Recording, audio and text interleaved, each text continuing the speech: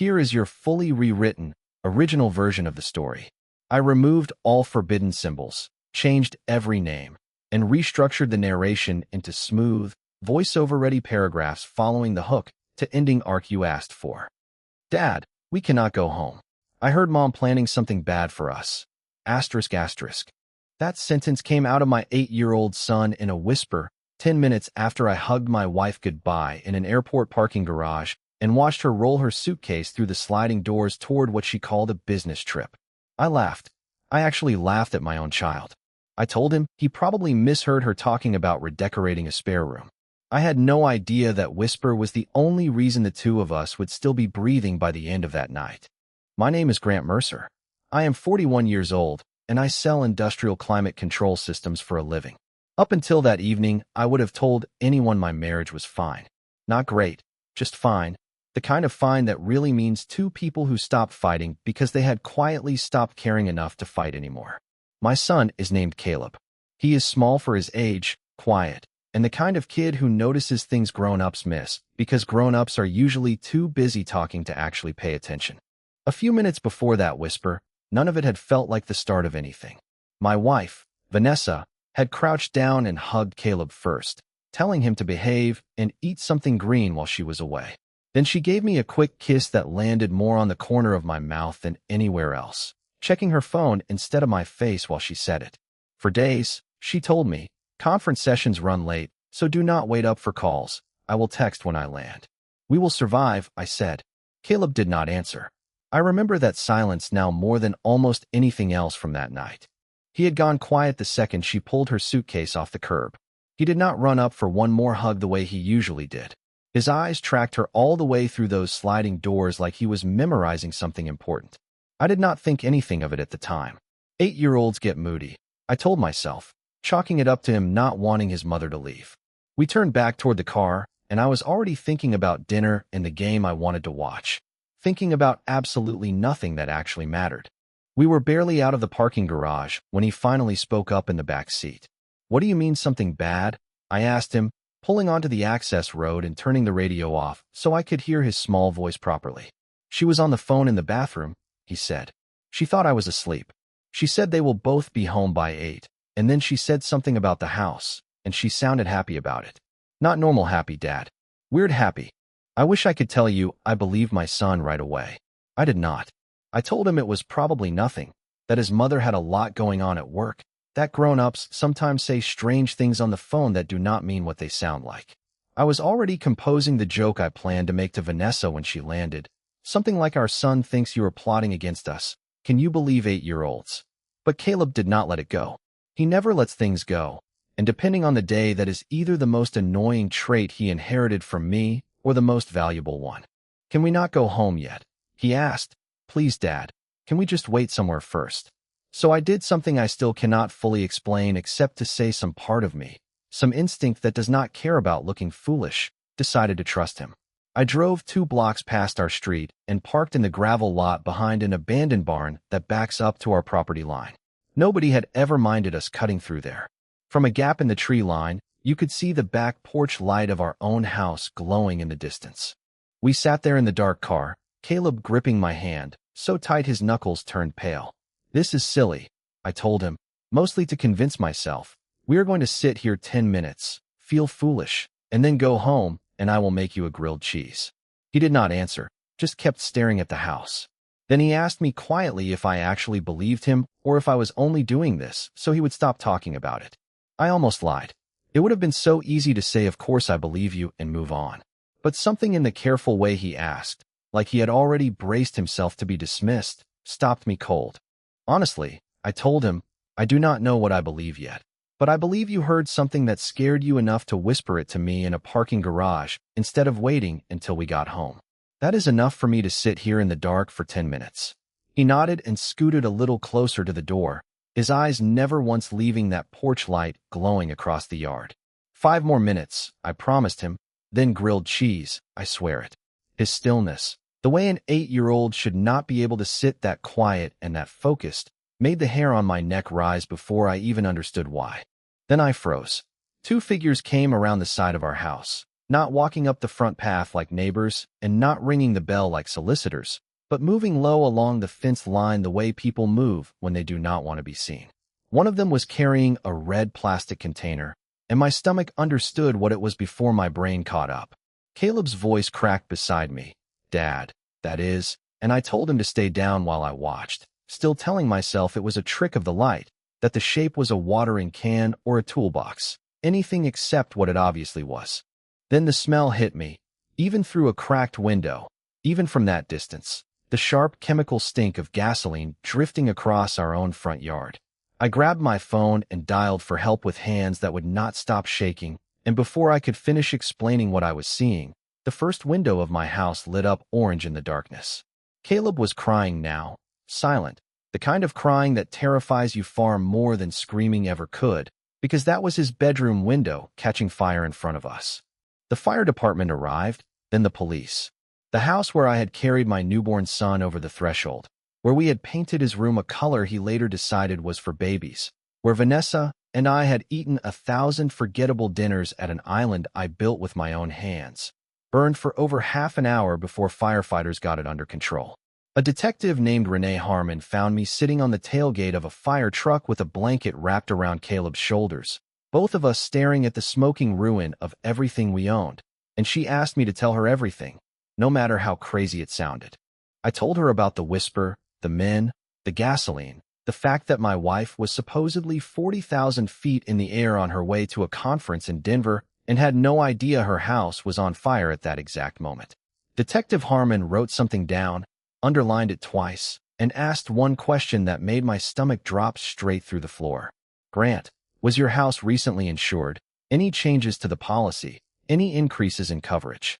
I did not know, because that was Vanessa's department, the boring stuff, she always called it, while I handled the yard and the cars, and whatever fell under the unspoken category of husband duties. Here is the thing about a marriage quietly falling apart right under your nose. It never announces itself. It does not send you a memo. It simply erodes, one skipped dinner and one distracted answer at a time, until you look up one day and realize you have been living beside a stranger for the better part of a year, and you called it busy season because that felt easier than calling it what it actually was. Looking back, I could count 100 small things I had filed away under fine.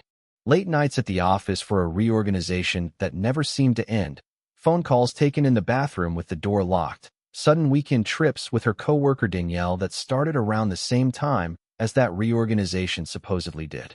I had met Danielle a dozen times over the years, at barbecues, at Caleb's birthday parties, at our own wedding. She was friendly in that overly bright way some people manage when they do not actually like you, but know they have to perform liking you anyway.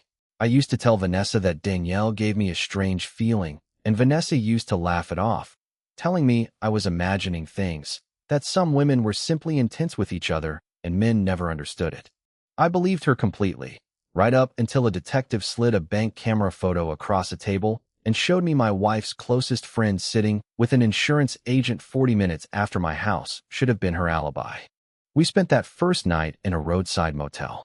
Around midnight, I heard Caleb's voice cut through the dark, small and flat, asking if this had been his fault. I sat up so fast I nearly knocked the lamp off the nightstand. "Absolutely not," I told him, crossing the room to sit on his bed. "Why would you ever think that?" "Because if I had not said anything," he whispered, "we would have just gone home, and then it would have just been a regular night." I pulled him close and told him if he had not said anything, we would have walked straight into that fire, and neither of us would be having this conversation right now. "You did not cause this," I told him. "You stopped this, and I need you to actually understand the difference, not just say you understand it." He asked if his mother was okay, and that question landed harder than I expected, because I had not even let myself ask it yet. I told him honestly that I did not know, that the police were trying to find out, and that our only job that night was to sleep. He eventually did, the way 8-year-olds fall asleep all at once like a switch flipping off. I did not sleep at all. Around 3 in the morning, I logged into our joint email account, one we had never bothered changing passwords on in 15 years, and searched for anything related to our homeowner's insurance. I found an email dated 6 weeks earlier confirming a policy update from an agent named Preston. Our coverage had been increased substantially on both the structure and its contents, along with a rider I did not fully understand at the time, but the dollar figure attached to it was more than double what I remembered us ever carrying.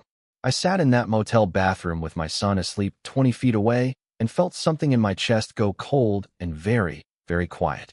Not rage yet, something colder than rage, the kind of stillness that arrives right before you realize you are never going to be the same person again. At 6 that morning, Detective Harmon called to tell me Vanessa's flight had landed in Denver the night before, except she had never actually boarded it. Airport cameras showed her going through security, but she never appeared on the gate footage or the jet bridge. She was a documented no-show, flagged automatically by the airline. So I asked the only question that mattered. Where is she? That is exactly what I am hoping you can help me find out, the detective answered. I called my sister Brooke first thing that morning. She showed up at the motel with a duffel bag of hand-me-down clothes for Caleb and a look on her face that told me she already knew something was terribly wrong before I said a single word. I told her everything, the whisper, the men, the fire, the missing flight, the insurance email, and by the time I finished she was not crying. She was calm in a way that scared me more than tears would have. Caleb does not go near her, not a call, not a text, until the police say otherwise, she said, gripping my hand. We're going to find out exactly what she did and who helped her do it, and then we are going to make sure she never stands in a room with that boy again unless it is a courtroom. We took Caleb to a child therapist that first week, and afterward in the car he told me she had explained something called blame the brain assigns when scary things happen, how sometimes it lands on the wrong person because self-blame feels safer than admitting bad things simply occur. He showed me a notebook with cartoon dinosaurs on the cover, and inside, written in careful 8-year-old handwriting, were 3 lines. Not my fault. I did the right thing. Grown-ups are supposed to protect me, not the other way around. I had to pull the car over for a moment and pretend I was checking directions on my phone. Detective Harmon requested a formal interview with Caleb that same week, conducted gently by a trained specialist in a soft-lit room while I watched through one-way glass. I heard my son describe his mother's laugh on that phone call, explaining that normally your face gets happy first, and then the laugh comes out, but hers was backwards. The laugh came first, and her face never matched it. I watched the specialist's pen pause on the page. Afterward in the hallway, Detective Harmon told me he was a remarkable kid, and I told her he should never have had to be. He should have simply gotten to be 8 years old.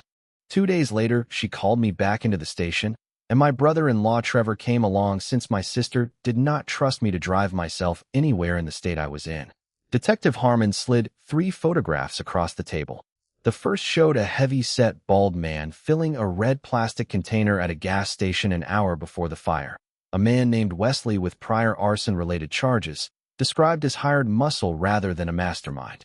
The second showed a younger accomplice getting into the passenger seat of the same car. The third photo stopped my heart completely. It showed a woman sitting across from a man in a restaurant booth, captured on a bank's exterior security camera. I recognized her instantly. Danielle, Vanessa's closest friend, the woman who had held Caleb 4 days after he was born. That photograph, Detective Harmon explained, was taken 40 minutes after Vanessa's flight was scheduled to depart. The man across from Danielle turned out to be Preston, the insurance agent who had processed our coverage increase 6 weeks earlier, and who, it turned out, had an unusually close personal relationship with my wife predating that increase by roughly 8 months. This was not spontaneous, the detective told me plainly. This was planned in detail for months. They were not trying to burn our house down, I told her, my voice flatter than I expected it to sound. They were trying to burn us along with it. She confirmed that the coverage included a life insurance rider filed on both me and Caleb 11 weeks earlier, and that the fire marshal's preliminary findings showed accelerant placed at multiple points of origin, including the kitchen, the master bedroom, and my son's room. They wanted it fast, she said quietly. 3 points of origin meant the entire structure would have gone up nearly simultaneously, giving us somewhere between 90 seconds and 2 minutes before smoke inhalation took us both. We would never have made it to the hallway. That night Vanessa texted me for the first time since the airport, a cheerful message about landing safely and asking how Caleb was doing, signing off with "miss you both already." I stared at those words for 11 straight minutes, written by a woman who 2 days earlier had arranged for 2 men to burn her family alive in their own beds for an insurance payout. Detective Harmon had warned me not to tip her off, so I did the hardest thing I have ever done and texted back as though nothing was wrong at all, telling her everything was handled and that I loved her. I threw my phone across the room the moment I hit send. The plan took 3 weeks to build, and during those weeks I performed the single hardest role of my life, the grieving, oblivious husband. I called Vanessa every night and told her I loved her, feeling something inside me die a little more each time I said it, because Detective Harmon needed her to believe right up until the final moment that she had gotten away with everything. The breakthrough came from Danielle, not because she confessed, but because she got careless in a text thread investigators later pulled from Preston's phone, a message in which Vanessa described me as dead weight she could no longer carry, calling our marriage exhausting and calling for a clean new start.